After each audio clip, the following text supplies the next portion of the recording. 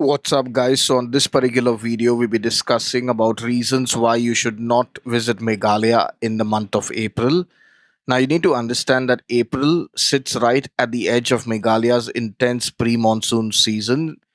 While some people enjoy traveling before the monsoons, this is the best time for those who are not interested in the monsoon. But if you are someone who's chasing the waterfalls, chasing the green side of Meghalaya, then it is not at all the season because the month of April is Meghalaya at its dry best. Now we'll start off with the points that I have listed down. Number one is the unpredictable and heavy rainfall. Meghalaya is home to some of the wettest places on earth, that is Cherrapunji and Mausiaram. April marks the beginning of frequent thunderstorms and heavy showers. You may wake up to sunshine and suddenly face torrent rain by afternoon. And remember, this rain can go on for a few hours to maybe the entire day can get ruined because of heavy rains. Why this becomes a problem? Because outdoor sightseeing plans get cancelled. If you're planning on going trekking to the double decker route bridge, it becomes slippery and extremely risky. Photography in the outdoors becomes extremely difficult because the weather becomes very misty and the visibility drops to less than a few meters. Along with this, there's constant dampness and the fact that it becomes very difficult for you to see far away places since the clouds are so close to where you are. It's in places like Cherrapunji, you'll be walking through the clouds. That's the kind of weather you will expect when you're in Meghalaya in April if it starts to rain. Number two is the fact that roadblocks become frequent. Roadblocks in the form of traffic jams are very frequent in places like Shillong, especially while going towards Cherrapunji and from the Guwahati road. You can be stuck in these traffic jams for anywhere between half an hour to maybe even 4 to 5 hours. That's how bad the traffic jams are because the roads are extremely narrow and you just need one vehicle to go wrong for the entire road to get jammed. Now, the fact that number three is the fog and low visibility in Meghalaya is known as the adobe of clouds, and April you'll truly understand why. The minute it starts raining, fog sets in, and with this, if your vehicle doesn't have anti fog lights, it's going to be very, very difficult to navigate. Even if you have a local taxi, just make sure that they have anti fog lights. Do not hire a vehicle which doesn't have anti fog lights, even though the weathers might seem good and the taxi guy will convince you that you do not need anti fog lights, his experience and everything, but it is your life that is at risk.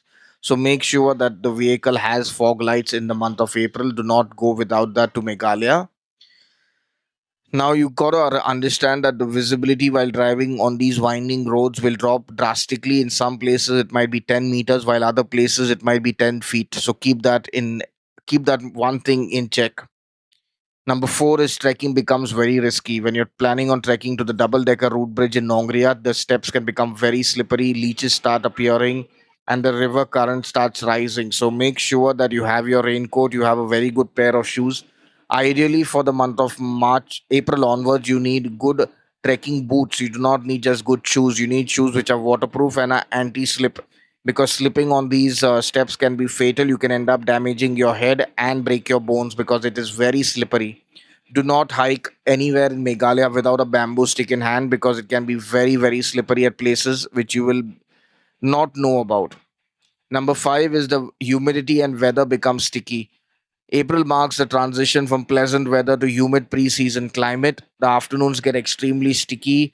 The sudden temperature spikes become irritating, and you'll be sweating profusely when you're even doing small walks down to the viewpoints or to even say the single decker route bridge, which is roughly around 150 steps. Even over there, you'll end up sweating a lot.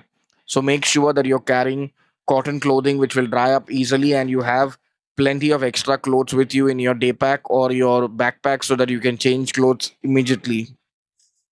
Number six is limited outdoor enjoyment. The fact is that since the weather can change drastically, boating in Dauki becomes difficult. Camping in Dauki is impossible. Camping shuts by the first week of April. So if you're planning anything after the first week of April, it's not going to be possible since camping has come to an end. Along with this, visiting the local markets in Shillong also become difficult because it's raining so much that even though the market will be open, but it's going to be a very eerie feeling with the rain everywhere. You wouldn't have the freedom to move around peacefully. The seventh point I would list down is the travel cost can rise around Easter and because of school holidays. Now, the first week of April marks Good Friday and Easter. So, because of this, the cost in Shillong will go up drastically. A room which would otherwise cost you 3,000 will now become 6,000 rupees. And add to this fact that it is summer holidays have started in mainland India. So, a lot of family crowd will start coming to Meghalaya. Because of this, the costing will double in Meghalaya. Number eight is the fact that there will be plenty of power cuts and water shortage in Meghalaya in the month of April. April is when the all the water that is there in the reservoirs has come to an end, and with this, even the turbines which generate electricity is being used to the max. Hence, you can expect frequent power cuts during the daytime and water shortage even in the places like Shillong and Cherrapunji. This is something that you will have to deal with. It's not just because you're booking a particular hotel or a homestay. It is everywhere in Shillong, be it in a five star or anywhere. Everybody is going to face the same challenge. One of the biggest downsides of traveling to Meghalaya in the month of April is the fact that even though you can visit every place, the minute it starts raining, it's going to get really, really difficult for you to venture out and complete whatever is in your blueprint in that particular time frame, because it's like a in between weather. You got to pack for the monsoon and you got to pack for the summer, so it's you'll have to carry things accordingly. Do not go there without an umbrella, because that is going to be mandatory. Carry an umbrella and a wind sheeter with you, and having a good umbrella is mandatory.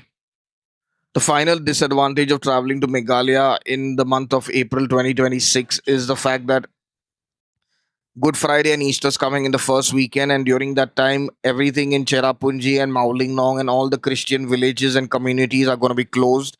So even if you're planning on going to the double-decker route bridge trek, if you're planning on going to Maulingnong village, you can visit the village in Maulingnong, but nothing is going to be open. The eateries and the shopping stalls are all going to be shut. You can go to the single decker route bridge, but a double decker route bridge trek is not going to be accessible on Good Friday and the entire Holy Week. So plan accordingly and plan your blueprints in such a way that you do not end up missing out. It's the best is for you to stay either in Shillong or in Cherrapunji and just visit the waterfalls or whatever is active in Cherrapunji.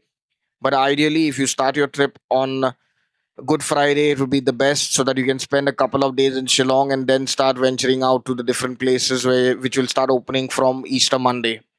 Now, this is the reason why you should avoid visiting Meghalaya in the month of April. But if you're still interested in making a trip to Meghalaya in April, then you can WhatsApp us directly from our website, which is you'll find the link in the description where we have trips. You can go through the trips, and if you're interested, you can book directly, or you can WhatsApp our sales team who will guide you through the booking process.